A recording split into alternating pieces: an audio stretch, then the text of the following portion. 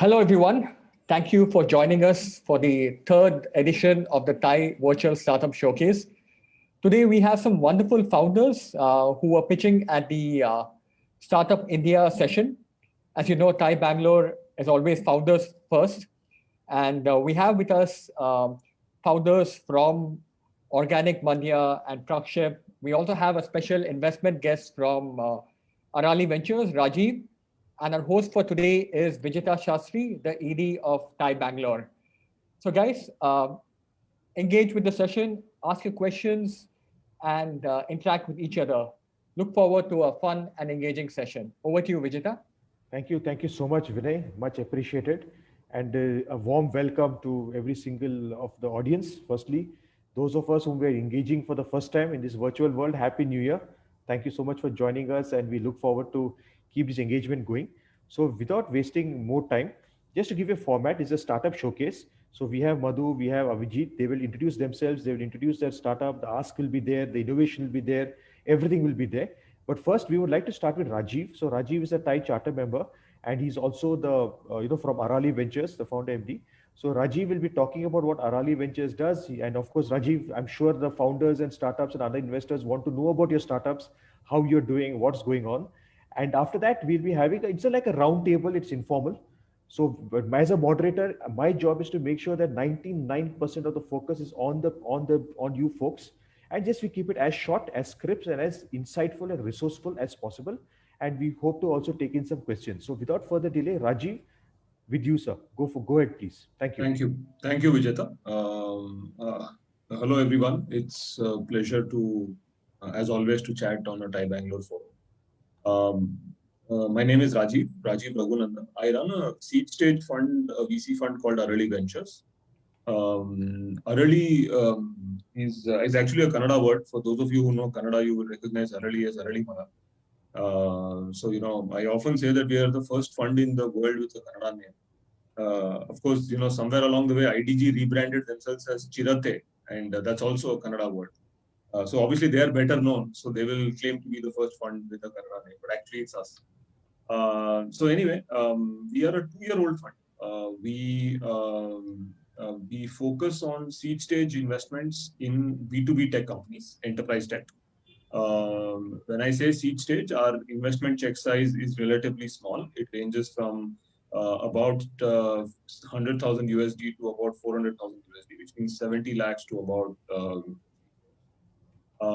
we do not, we are not focused on any individual sector, as long as it is in the B2B tech, enterprise tech space.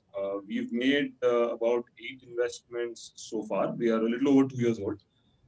We've made 8 investments so far. These investments range across 3 are in SaaS, as you would expect for a B2B tech fund.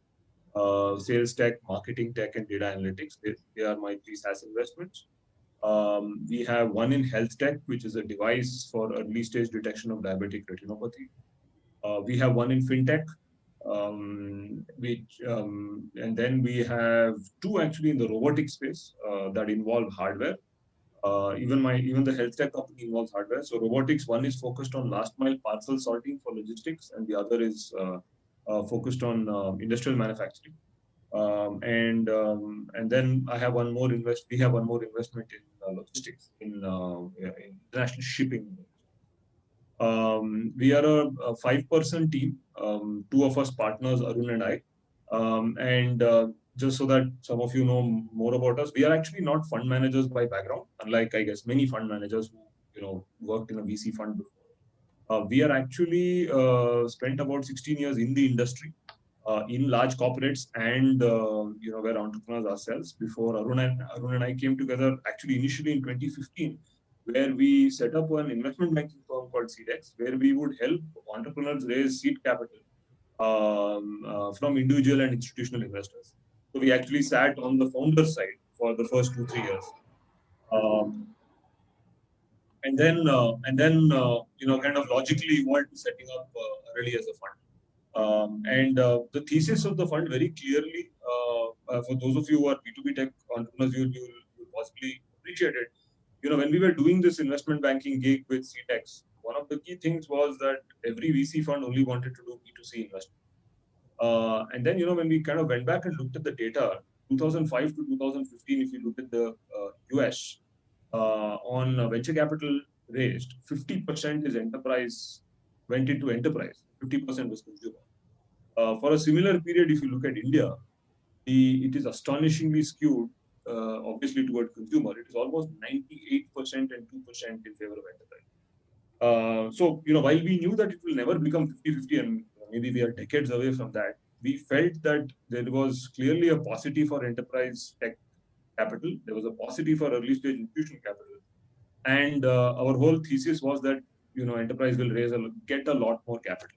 And that's how we started the fund. Our own backgrounds is also enterprise. So it just kind of made sense for us.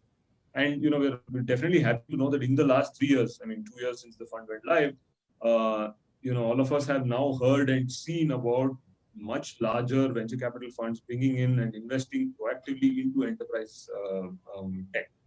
And there's a lot more, depth of capital. So that's pretty much it, Vijeta. I don't know if you want me to talk on anything else, but maybe I can pause and let the others speak. Absolutely, Rajiv. Thank you so much. And see how this works is the founders also, you all are most welcome to ask Rajiv some questions because he has been in the investment and the funding world.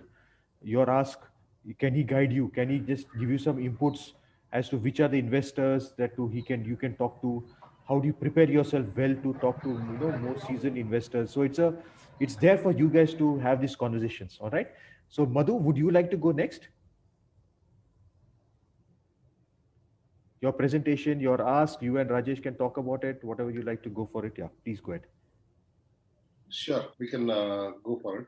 Yeah, please. Let me share my screen. Yeah. We'll make it very, very quick, even though the presentation is big. Yeah, I can see that. Whatever is relevant, whatever is important, and we can come back. See, maybe when the discussions are going on, if you want to showcase any specific slide also, no problem. Okay. Yeah, quickly, I think the cause is very clearly mentioned in the first slide here. We are out to make, Madhu is out to make farming rewarding, and the consumer side, it should become accessible and affordable for much wider reach. Today, if you see, organic food is a haves game and not so much about have-nots game. But can we get everyone to participate? That's the ultimate journey. In a sense, it's a kind of a North Star. Fundamentally, we believe the food is itself a natural medicine, and we have moved away from here because of various reasons. And farmers are the custodians. We haven't taken care of our own custodians in some sense. They need a healing touch, and organic farming can be the healing touch for farmers. And that's the deep belief. And if you look at what happened as we go ahead, 2014 is when Karnataka especially had the most unfortunate farmer suicide events. Peak of farmer suicide events, about 600 people lost their lives. That's recorded. That kind of curdled the conscience of many of us. But it did have a larger impact on some, and Madhu happened to be one among them. He folded up his nice tech company in California and, lock, stock and barrel, moved back to Mandya. And when he moved back to Mandya, or rather Bangalore, he saw an opportunity to work with 250 farmers. He got them together to work on the organic farming, but then he realized that there had to be an economic model, otherwise you know how it works.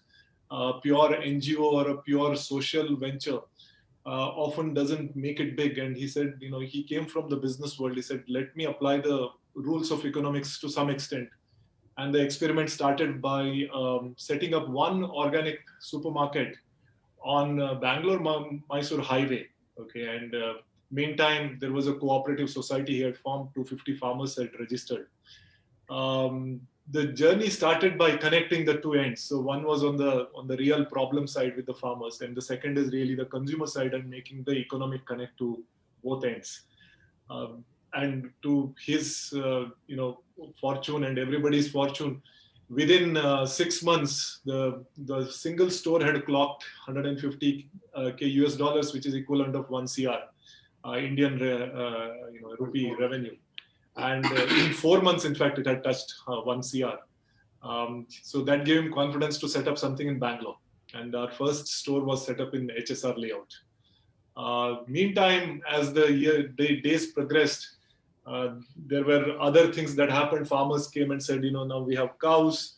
The milk is also another thing that we would like you to take care of. And that's when the interest in Desi A2 milk, and we don't supply any other milk. And that's the Desi breed A2 milk is what took shape in some sense, though a few hundred liters is all that we started with. And that was also served in Mandya, of all the places. I mean, that was like a little unconventional to start a organic movement from a consumer perspective in a slightly lesser known place. So the 2017 to 2020, I think the commercialization has taken a real shape to make it sustainable. We have 6 outlets owned by us, 2 franchisees, so totally 8 stores across Bangalore and in Shivali, 2 stores in Shivali. We have thriving Desi A2 milk delivery through app, which is a subscriber based, so it's a tech led and not a typical distribution led. We have reached break even, operating monthly level break even just last month, in fact. Launched a very unique Origin.club. The club is a very, very unique membership based model, e-commerce model, but membership based. It's more like on the lines of a Costco or something like that, right?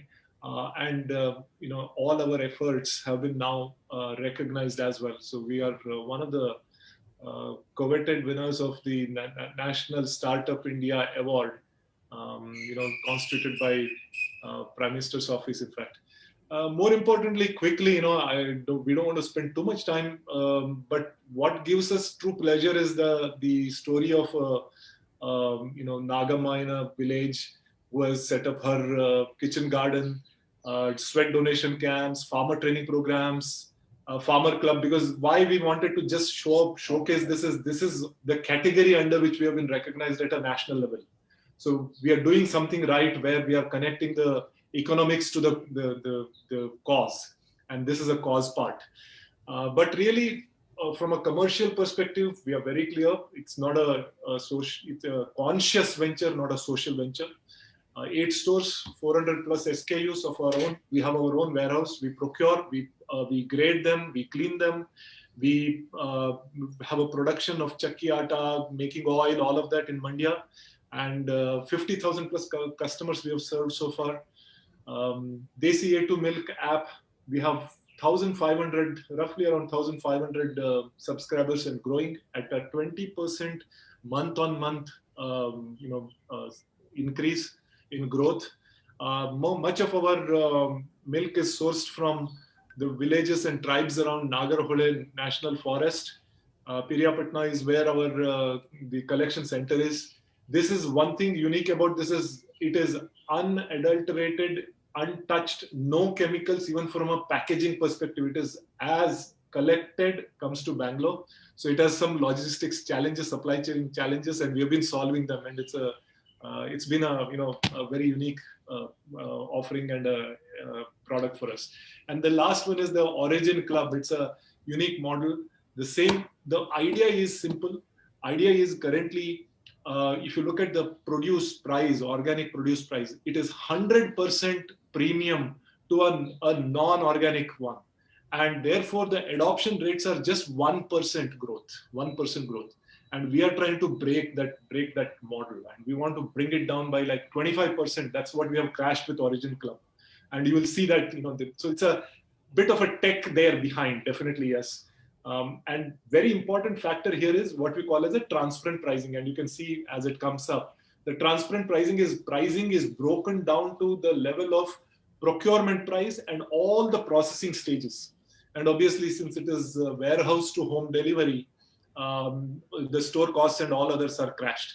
So we have tried to do something very unique, and we have just started. In fact, it is in the beta mode, and we have about 1,000 more members who are waiting. We have kept them on hold because we didn't want to experiment on a larger scale. But we are ready now, and we will be launching it very soon. In the next month, in fact. So that's the story. I think we have already spoken about it, that the 100% premium has to be crashed to the regular prices almost, so that more people can start using or rather benefit from the organic produce. What are we looking at? We are looking at about $2 million, but that's over a staggered period of time. We don't need so much. We need $500,000 immediately to build the warehouse. But our goal is to make organic farming a glamorous industry. In fact, out there we have a blueprint, in fact, which is completely created, where we would have a experience center, production center, farming center, and production center in a 100-acre land. That's a medium-term, medium-term ambition we have, where we are looking at about $5 million raise. That's over a period of time. Yeah. So overall, if you look at what we are trying to do is bring the farmers their due, bring the consumers their due, and bring the supply chain efficiencies using technology and everything else to make it a reasonably good-sized company. So the ambition is to get to about 70 million in the next 4 to 5 years. So that's the story of Organic Mandya. Thank you so much. And then we'll definitely come back to some more questions and thought processes on how we are going to scale, what are the challenges that you face. But now I would love to give it the floor. Back to you. Yeah, thanks so much, man. Okay. And now can I ask Avijit? Avijit, would you like to kickstart? And Madhu or Rajesh, you can stop screen share so that Avijit can take over. Yeah, can you just stop the screen share? Vijeta? Yeah, can you stop the screen share? Vijeta, can you hear us? Yeah, I can hear you guys. Can you stop the screen share? Vijeta,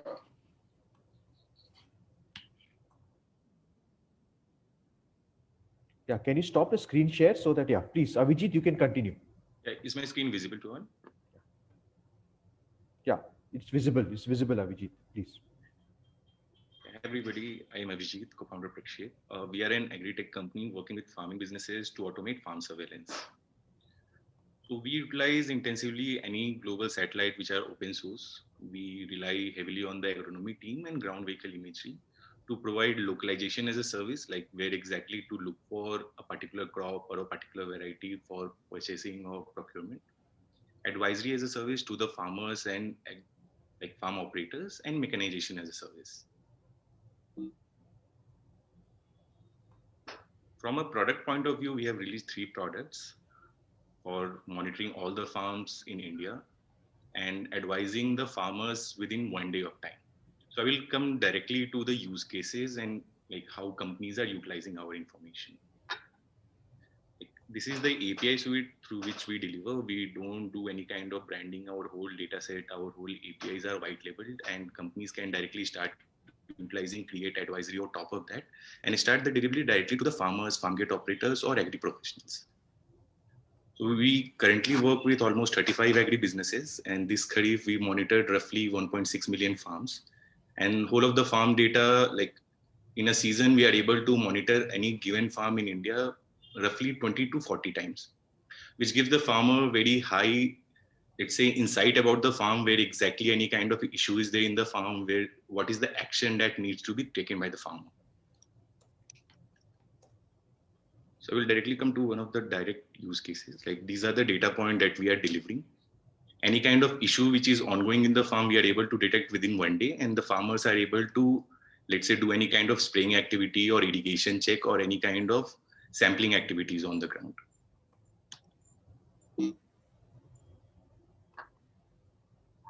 So for contract farmers, we have seen this to be the biggest use case. Contract farmers are able to autonomously extract information about how the arrival is going to be, like how their procurement plan is going to be, how they can manage their operations, they can manage their logistics around that. And in return, they are saving roughly 10 to 25% of the current costs. Like if you have information in advance, it helps you plan, it helps you deploy people effectively. These are the few of the images for the data capturing that we did for training of our systems. We took roughly 3 years, 3 Kharif seasons to be precise, to come to an accuracy of 85%. Now we are able to locate any kind of stress in any plot across India. So companies including DuPont, companies including Seedwork, they have been utilizing our data set to channelize people, to channelize resources on the ground. And now this season onwards, we are expecting at least 5 million plots across India and USA, which will be utilizing our data set. And these 5 million plots will have roughly 20 to 25 lakh farmers attached to them. So our whole movement is via the enterprises like Organic Mandia or LT Foods or Swani Spices, so that the integration, the advisory to the farmer is at a unique level.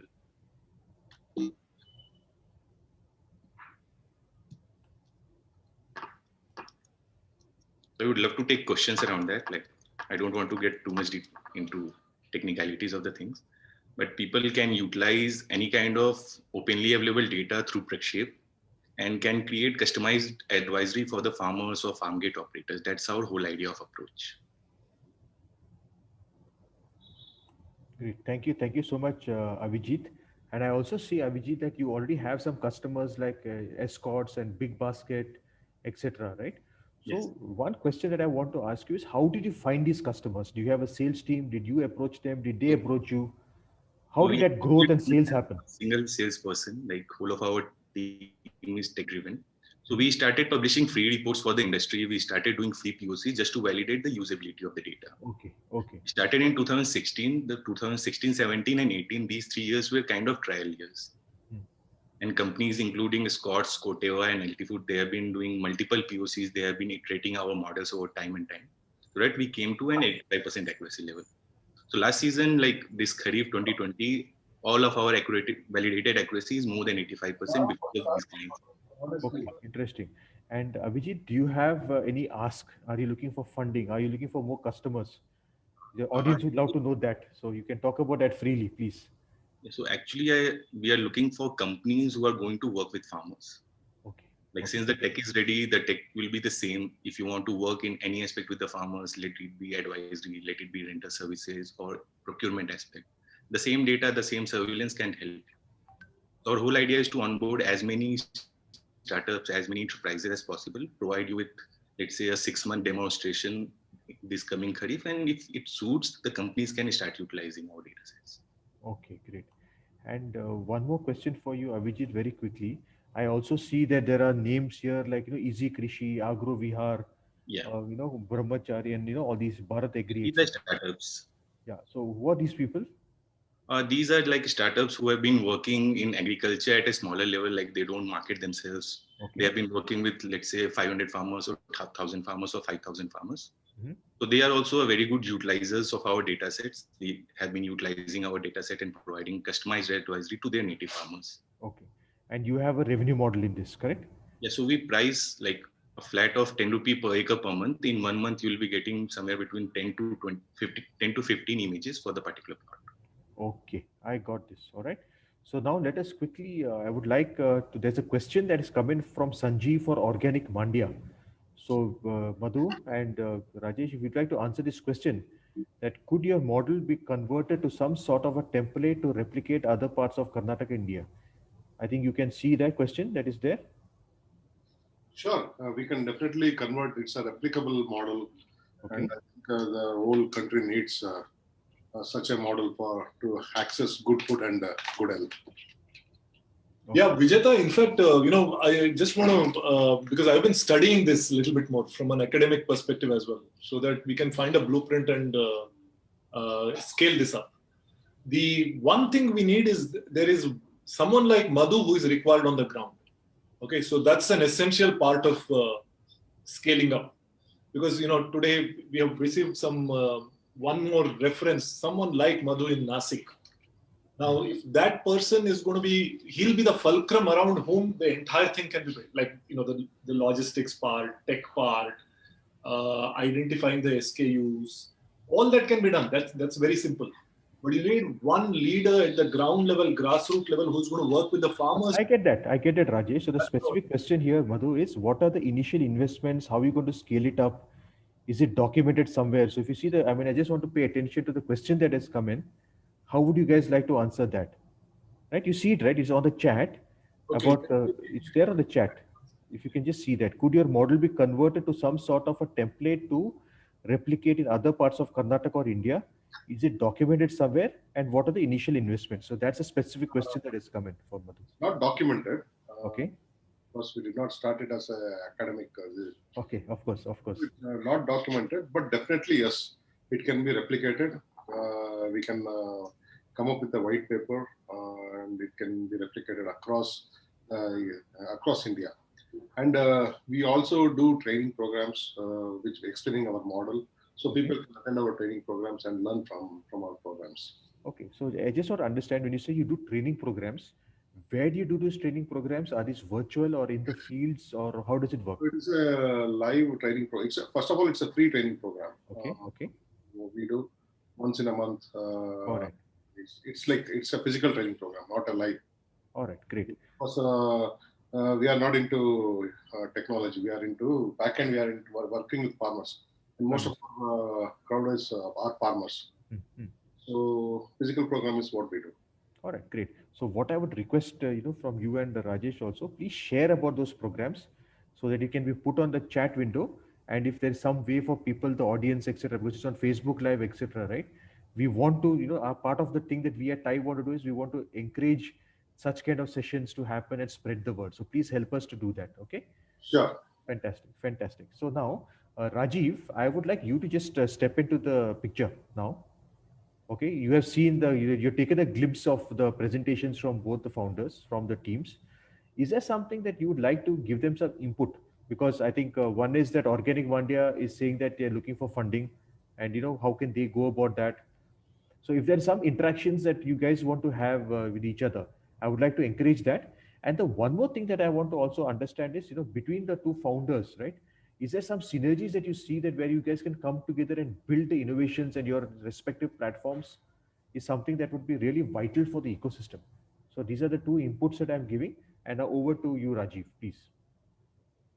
No, so no, I definitely don't have much of inputs because Organic Mandya is a very large brand already. So I don't think I'm in a position to give much inputs. In fact, guys, I remember the highway store, noticing it. I don't recall when it was, maybe 3 years ago or maybe a little before, but it was next to I think it is next to a restaurant, right? So I remember stopping for it, and then we went in and we ended up buying a lot of stuff.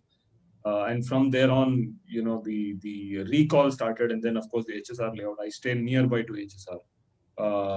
So no, I mean, I didn't have a specific input. I actually had a question back for Organic Mandya, Vijeta, is that, having worked with a couple of people on the organic side, from an investor perspective, right? The one thing that you tend to hear from the outside is the gestation period to convert a piece of land for a farmer from a non-organic to an organic kind of category. I'm told is fairly long, meaning that the soil has to be given a certain period of time. I've heard somewhere 2 years or somewhere 3 years for the effects to go away and stuff like that. So is that a barrier to adoption? What are other barriers to adoption? Because one is, of course, on the demand side, the prices are a barrier to adoption. But on the supply side, what are the barriers to adoption? The conversion of land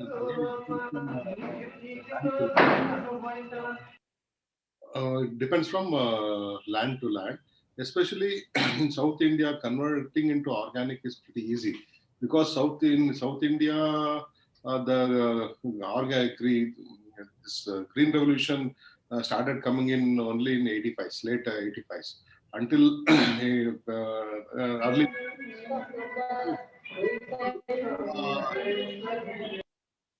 Usage of chemicals and fertilizers, pesticide, especially fertilizers like urea, NPK, are being used, but pesticides and all is kind of rare, especially in Mandya, because Mandya is predominantly sugarcane and paddy. So very rarely, like once in 3 years or 4 years, the best pesticides are used. Otherwise, they regularly use urea and NPK. So this kind of usage is it's pretty easy. Like if you start applying Jivamruta, and if you start growing dicots, nitrogen fixation plants, I think in for 4 to 6 months, I think the land can completely become organic. Whatever produce you start getting will be 100% organic. So I understand from organic certification point of view, 3 years is required, but that doesn't apply for each and every land. Sure. No, thanks. That helps. One small additional point, maybe there is something that we can trace on, is that Mr. Subhash Palekar, some of you would have heard about him. He's a proponent of this organic farming in India. He's a Padma Shri Award winner and all that, right? So Subhash has traced certain regions, and he had educated some of the farmers as early as 2011, 12, 13. So some of those, if we trace where he had gone and where this catchment is, there is a likelihood of those areas already being ready. Just to help on the supply side, like you mentioned. So when we started in 2014-15, Mandya, Subhash Palekar had visited Mandya region at least twice or thrice. So at least when we started, there were about anywhere between 100 to 200 farmers already practicing zero budget natural farming. So again, to be very precise, to answer to your question is like if the patient, it depends on the condition of the patient. Our South Karnataka, South Indian patients are like now they are infected. So it is very easy to cure them. But if you take Punjab and all, they are heavily infected. It takes more than 1 or 2 years to cure such patients. It's the same way with our lands. Understood, Madhu. No, thanks for that. I personally am a big organic convert about from 4 years ago. The price point, I'm just saying it for the benefit of all the others, right? The price point was a barrier entry. And while my wife used to try and convince me, I was resisting it. But I got to work with a startup, understood some of the ill effects, the infection that Madhu is talking about. And we have been a convert ever since. So looking forward to your Origin Club, because right now we buy from another good local organic source that we've been buying for the last 2 or 3 years. Okay. Yeah, I was about to wear my sales hat to request each one of you to become the members, and we will send the links. Yeah, send the links. Yeah, do that. Okay. So I think there's also a request of how to get in touch with you folks, right? I mean, all the founders. So just give your email IDs also on the Zoom chat, because there are some other people also who want to, talk to you guys and interact with you all and everyone. Okay. Thank you so much, Rajiv. So again, coming to this, right? Okay, there's a question about, but I just frame it in a slightly different way in terms of the state government, farm compliance, working with the governments, government of India, government of Karnataka or wherever else. How does that work for, for you guys, right? From Organic Mandya and also for Abhishek, how does it work in terms of working with the government or the various NABARD is there, government is there, so many people are there, correct? Yes, the statutory compliance and the farm compliance with the Karnataka state and the central government. Yeah. So that's a question that we have from Ivan. So we would love to hear it from the founders. Thanks. It's open for Abhijit and Madhu and you guys also, whoever wants to answer it. How do you feel government of India and Karnataka state government can aid in farm compliances? If you ask me, if both the governments, if they stay away from farming, the farmers can do much better job. Because of government intervention, they are screwing farmers left and right. I'll tell you one simple example. My grandfather, there was no government intervention. He had 8 kids. And my grandmother had all kinds of jewelry and chest with full of silver and gold. So my grandfather was rich. He had his income was from agriculture. Then there was no government intervention. Now government is giving all kinds of jobs. They give money for building your cow shed. They give money for putting fertilizer, pesticide. They give discount for fertilizer. So even by giving all these things now, by being a farmer, my uncle is not able to afford even one small gold chain to my aunt. So that shows the government intervention is unscientific. They don't, most of the policy makers or decision makers have not done farming even for a day. So their policy or whatever they're making is unscientific and it is really hurting farmers. So my So uncle, Madhu, you should consider getting into politics then. And you change the reform of the Okay, system. so guys, here we talk. Ty talks about innovation, growth, sales, etc., etc. So let's get back to on track on that. So Madhu, the point is, okay, fine. We appreciate your input. Thank you, Ivan, as well.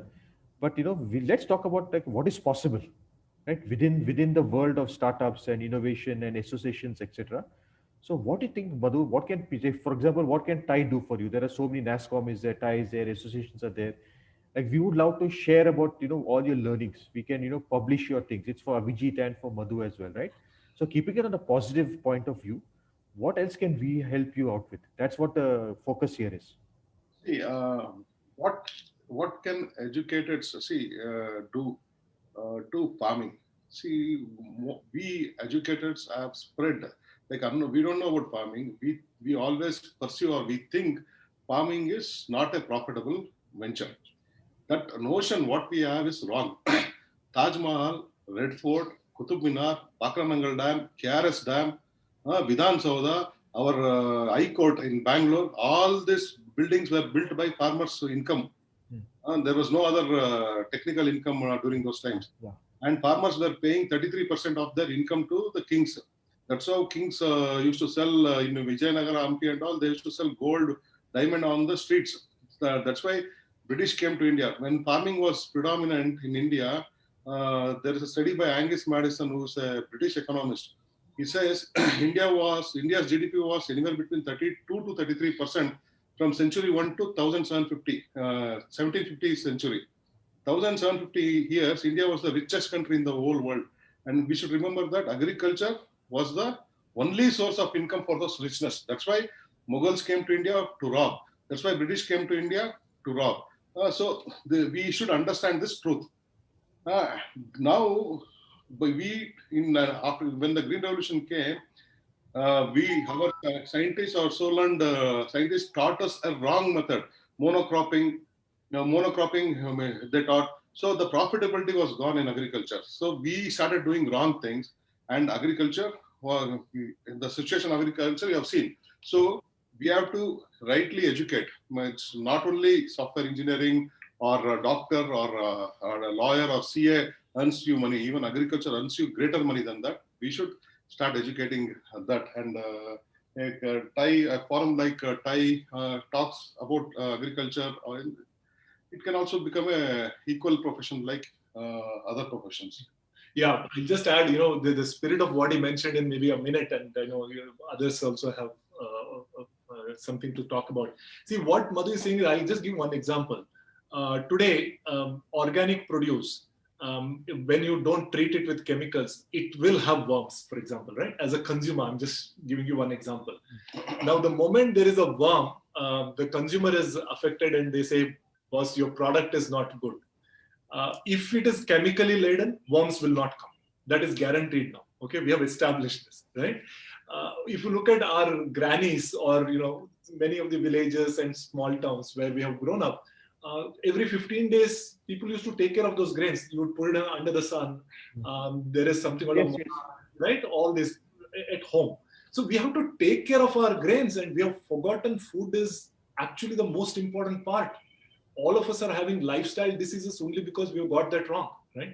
So how do we reset that balance a little bit? Has to be done at an influential level, like, Thai, while you have these techies and, really influential people come. I'd say we know the value of this group.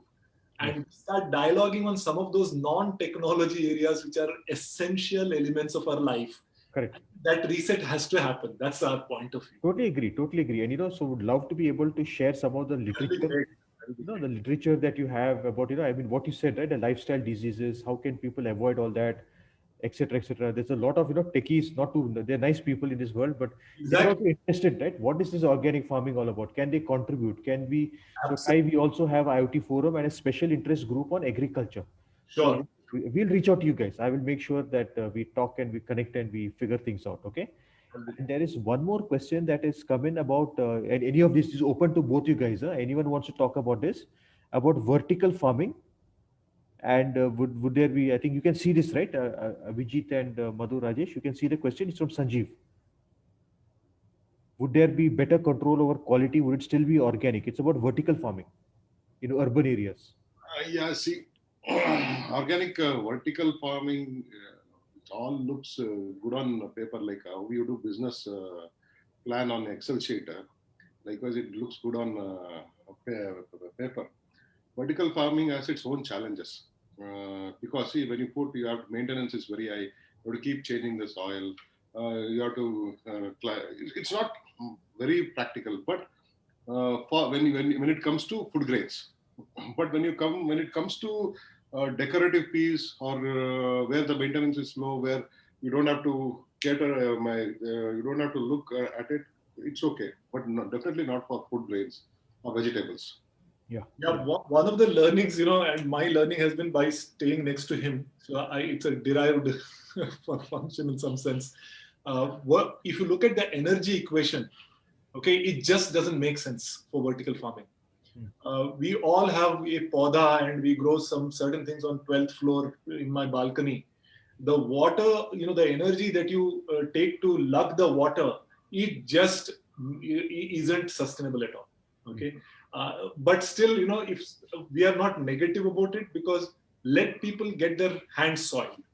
Once you get your hands soiled, then you will understand what the ramifications of it. And then we do the right things. I mean, good people should try out. So that's okay. Fair enough. Jita, I would like to add something. Yeah, please, Abhijit, go ahead. We have seen the use of vertical farming specifically for nursery in paddy. Like it's a very good usability there. Like the operator or let's say the company can guarantee more than 85% germination based on that. So we have to extract particular use cases that are mostly B2B driven, not directly farmer driven, but if businesses want to work towards these kind of intervention, let's say vertical farming or doing organic farming at scale, then the economics make sense. Okay, of course, fantastic. So, Abhijit, coming to you, right? I mean, I see that you are a platform. You have been working with so many people, right? What is your outlook for the next 6 months? Are you seeing any challenges? Good, it's looking good. Yeah, like we are waiting for Kharif. This season, our validation were nice. Okay. It took us like first 3 years, our accuracy was like 40%, 50%, 60%. This year it became 85% consistent. Okay. So now we are looking to scale actually. Okay. Beautiful. So I mean, and the other question that I always ask founders is, right? Also Madhu and Vijit also, how do you guys come together and work together? Because each of you has got certain skill sets, but there's some total of 1 + 1 can be more than 2. It can be 3, 4, 5, 11, whatever it is, right? So how does that part work, Abhijit and Madhu? Because I feel that there are so many wonderful founders. So you all are putting blood, sweat, tears, right? You all can, you all are doing miracles. You are doing wonders. But what is it that we can do? And of course, again, what can we do for you better? Or are there some conversations that you guys are having with each other? And what can what are the synergies that are possible? There are many synergies possible. Like everybody is working in a different geography and a different crop. So once, let's say, everybody is comfortable with their technology, with their offering to the farmer, you will be seeing in a couple of years or so, companies combining together and delivering something unique. Like Prakshep and Organic Mandya can work together to create specific use cases for a specific kind of crops, let's say for paddy or a horticulture crop like tomato for different geographies, let's say in Bihar or Jammu Kashmir, for example. So we may see crop, location and usability combination together. Okay. And where are you based out of, Abhijit? Where are you? Bangalore. In Bangalore itself, right? Okay. But you obviously are working with people beyond Bangalore and beyond India. I mean, in India, but in so many other places. Yeah, we have 2 international clients also, but our focus is only on India. On India. And for you, Madhu, obviously Organic Mandya, so there's a lot of Kannada and Kannadadaru, Mandina Maga type of connotations. But how does it work for you? Is it only Karnataka, beyond Karnataka? What is your expansion plans? My expansion plan is to go deeper in Bangalore. In Bangalore. Okay, okay. The markets are big enough. Yeah, that's big. See, Bangalore is as 10,000 crore market. If you do it right, why should we Okay. go outside Bangalore? So I saw two more questions. One is about hydroponic farming. Is it considered as organic? Hydroponic farming means you grow your fruits and vegetables, especially vegetables and greens, in water by giving chemical supplements. So definitely it's not organic. So they don't use soil at all. Potassium, nitrogen, and phosphorus is given as a chemical in the water. So definitely it's not organic. Hydroponic is not organic. Okay. And another was Sanjeev, Mr. Sawan Sanjeev has asked, would also like to know more about technology adoption? So definitely we are heavily invested in technology. We use Open Bravo as a backend ERP. We use Magento. We use Shopify. We have iPhone app. We have Android app. We are heavily invested in technology, and all our most of our selling happens via all our selling happens via technology. And one last question I saw: have you, Mr. Ivan, have you considered the indigenous vegetation from Northeast India, like Manipur? Yes, we are. We have considered, and we are dealing with farmers in Assam and Meghalaya. We are procuring their high curcumin turmeric. So I had been to Meghalaya and Assam last year. We are working with the farmers over there. Organic Mandia is working with farmers from Kashmir till Kerala and from Northeast till Gujarat. We are working with all the farmers across India. Okay. So while you are a pan-India operations, but you feel that Bangalore has got a massive market, and yes, the transporting of food all over the country is also not so very eco-friendly, isn't it? I mean, that's one of the pointers that you were saying, that getting the water up, and lots to learn, lots to understand about all these things. Okay, great. There's one more thing about one more last question, Mr. Sanjeev has asked the technology. What he means is technology on the ground in farming. Is Organic Mandia using technology on ground for managing cattle? No, definitely not. We are not using any technology. I personally have seen what technology has cost. So we are trying to go back and trying to adopt our grandfathers' practices. So right now we are in that stage. Okay. Yeah, I would like to clarify. In the farming practices, we don't want to have any interventions, but the supply chain, warehousing, packaging, all of that can be run with technology and reach to the customer. Okay, yeah, understood. Fantastic. So is it okay for me to just ask a couple of inputs, okay, here? See, in North Canara, for example, right, Madhu and Avijit also, you have certain very say millets. Millets has come back in a big way, and people are consuming it. The awareness is also there that millets is healthy. And then the Badige chili, the red chili, that's very famous in some areas. Guava, pomegranate, mangoes are grown in a big way. And then turmeric, right? I mean, when you hear that Starbucks is selling turmeric latte, and I mean, man, turmeric. I remember, when we were children also. I've grown up in Ujire, Dharmasala, and if you had any rash or anything, they used to always haldi was the to go thing, right? Anything you want to put on your skin, you drink it in your milk, whatever it is, correct? But somehow in between, we seem to have lost the plot. Okay, so there is innovation in also in the way you brand and market also is important, isn't it, guys? I mean, I'm sure we'd agree on that. So what do you think that we should be doing as consumers, as normal people, as influencers? What are the ways that we can kind of help these farmers and get, I mean, let them get more money for their produce? And what are the other things? I mean, just as a layman, I'm asking these questions. It's an open house. Abhijit, Madhu, Rajesh, whoever wants to talk about this, please. You can stop using any kind of packaged food. You can focus on indigenous food.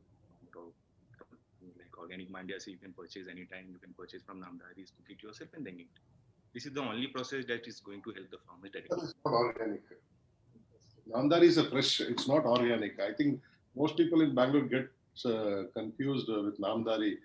So definitely Namdhari is one of the people who use fertilizers and pesticides. for the vegetables. They are fresh, not organic.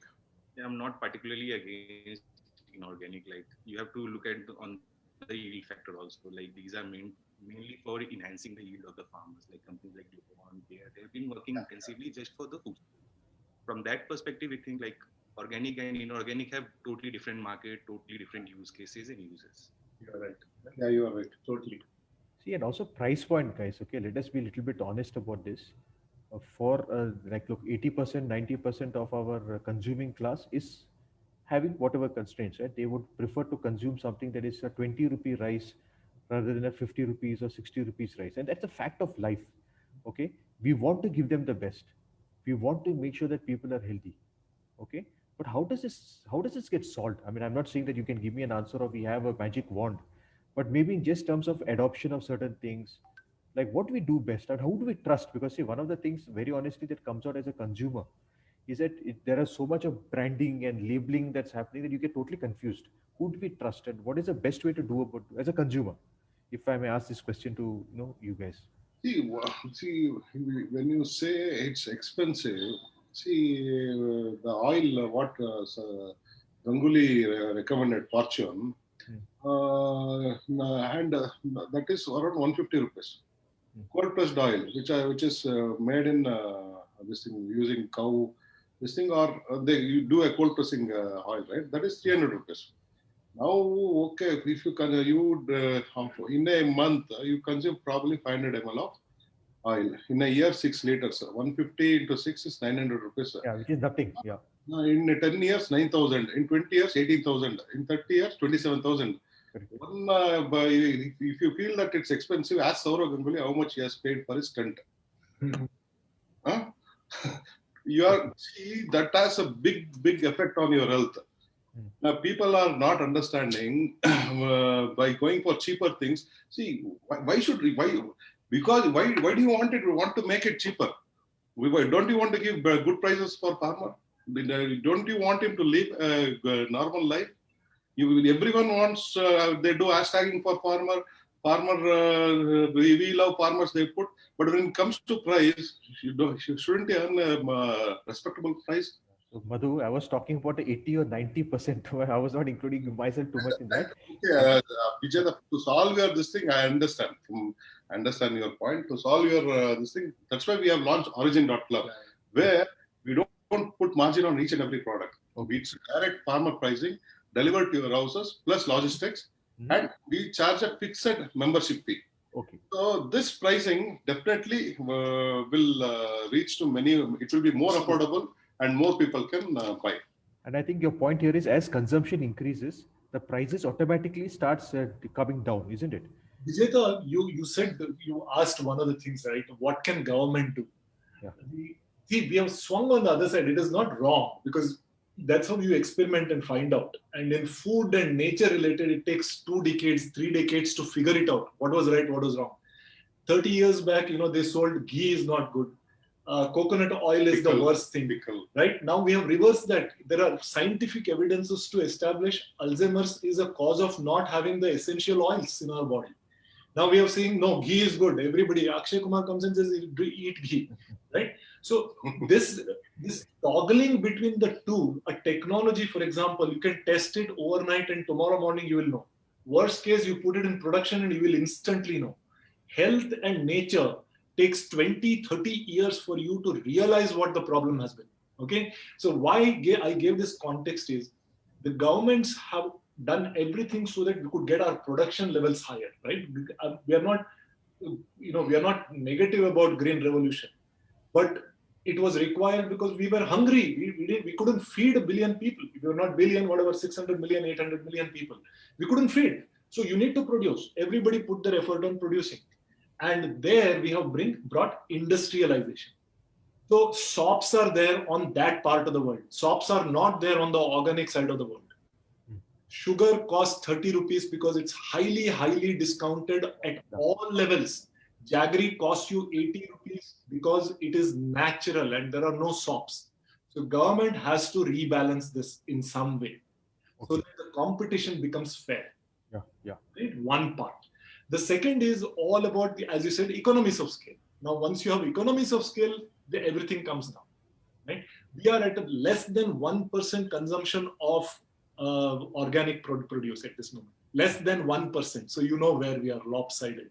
So the entire thing is stacked against the price part, economic part of it. If allowed, it should be the same, honestly. Okay. And if you ask me what is the price, it's just a number. Yeah. Tomorrow morning we can bring the number down because this is important. Correct. And last point that Madhu mentioned is the total cost of ownership. Medicine cost over a life. Yeah. Ill health has no price. It's Just lopsided. understood. Fantastic. So great, yeah, guys. That was very passionate and very comprehensively put in. Huh? Great, fantastic. Rajiv, is there something that you would like to, like, so you are a consumer, you're an investor, so you have done your, you have done so many things. But for agricultural startups, right? In your view, when you talk to other investors also, and if you say like, okay, Organic Mandi has reached where it has reached, but they have an ask of $2 million. So just if you're wearing your thinking hat, irrespective of whether you work for Arali or you're going to invest in them or not, because I know you're early stage, seed stage, whatever. But what do you think if a larger scale investor wants to approach them or agree to invest in them? What would you think that they should be thinking about? It could be on branding or the way they're approaching the whole. Let's see what we can do for them. I think all investors think the same, right? So it doesn't matter. Essentially, everyone is looking for return, large or small. Okay. So I think the whole addressable market aspect is is always key, right? Saying how can, so I think as founders, the only piece of advice is investors will never understand the business, maybe even 20% as well as you guys, as the founders, right? So how do you make it easy for an investor to understand your business? How do you maybe almost make it bit-sized, and then be able to demonstrate how addressable market is going to grow? What are the steps in that addressable market? So, for example, if it's organic, if organics is an example, right? If Organic Mandia has to do, I think the big problem there to solve in the investors' heads, whether it is right or wrong, is how will adoption grow faster, and how can we drive adoption faster? What will Organic Mandia do to drive adoption faster? It might be prices going down, it may be the Origin Club, it may be lobbying with the government to get the right interventions at the right point in time.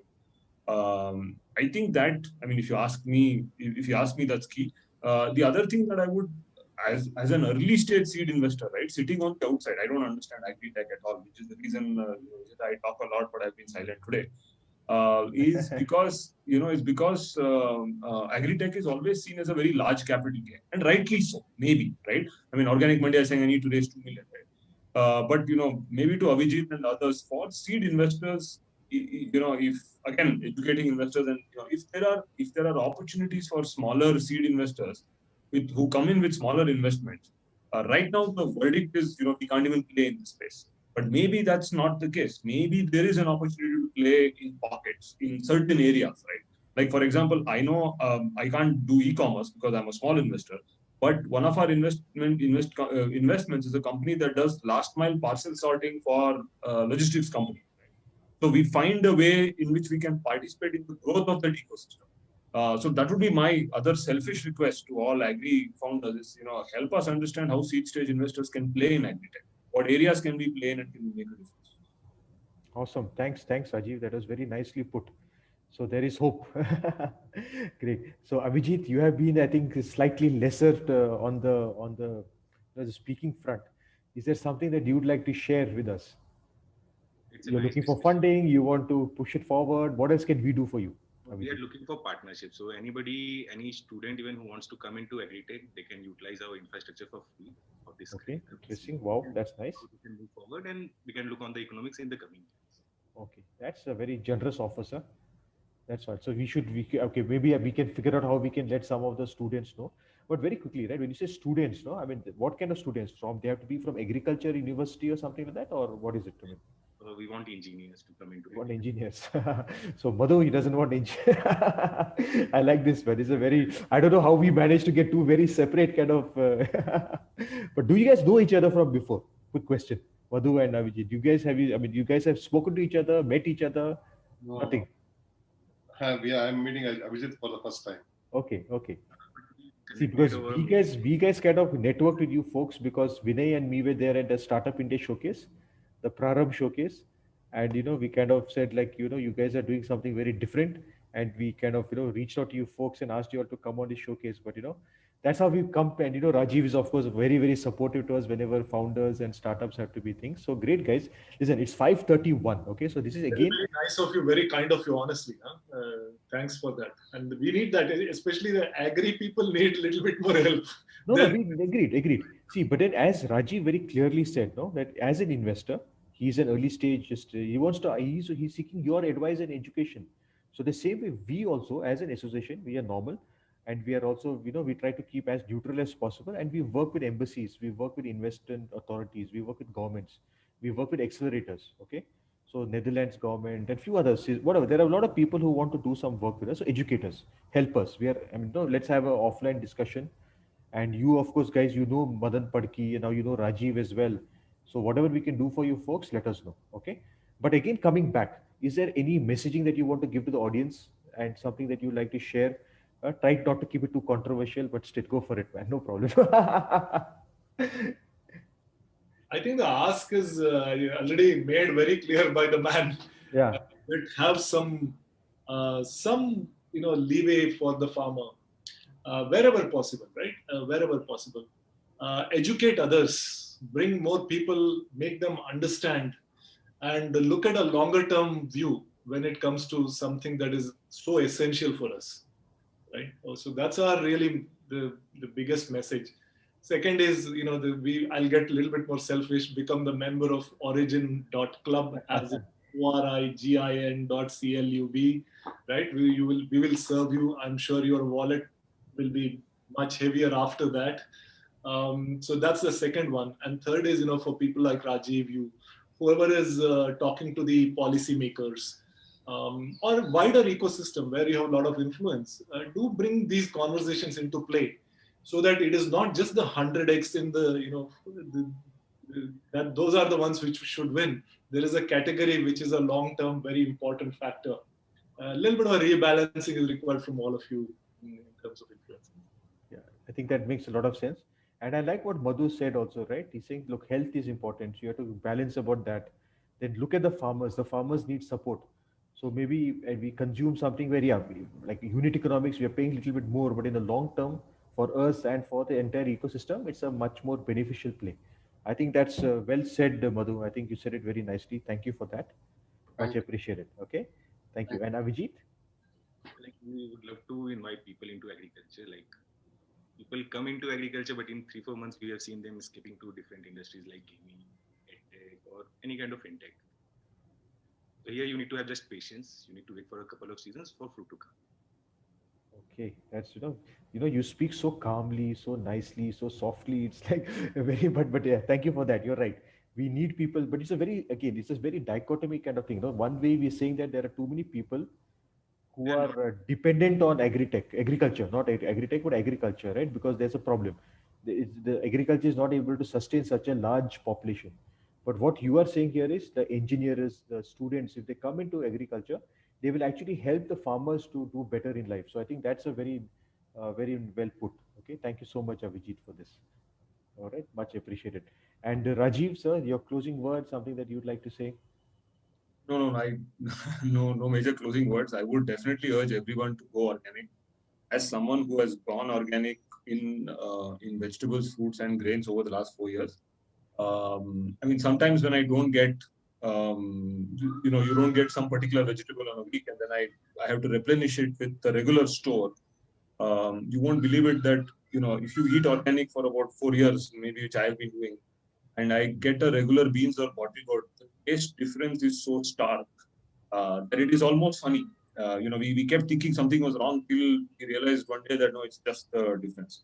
So yeah, I mean, it's worth it if you can afford it, and it is expensive at this stage, but if you can afford it, it's worth spending rather than a vacation. Using Madhu's math on how much oil will cost in years. No other message. I guess my presence here was largely irrelevant, but it was a great learning for me. So I mean, that's the other message, I guess, to some of the others, saying sometimes it's okay to land up even if you don't know much about the subject, because you learn at least, even if the others don't learn much from you. Thank you. Thank you, Rajiv. That's a very nice and humble statement. But yes, learning that we got is great. And what I would love to take help from all of you is that if there is some white paper, something that you want us to publish, if there is some material that you want us to take out, and Rajiv, we also know Arali, of course, we do talk about it. You're involved with us in many ways, but let's spread the word because all founders, all startups, innovation, the farmers, whatever we can do, we can bring some like-minded people to come together. Happy to do that. And with that, I would also extend a very, very warm thank you and gratitude to our entire audience. They've done really, really well. And there's a last message from Vinay Kumar, who's a student, saying that he's working on a drone pesticide sprayer, which is non-organic maybe, but along with case studies on small villages and how to get them. So great, Vinay, get in touch with us. We'll try to connect you with more people. All right. So have a wonderful day and a fantastic 2021, everyone. And much appreciation to all of you who have joined us. Thank you so much. From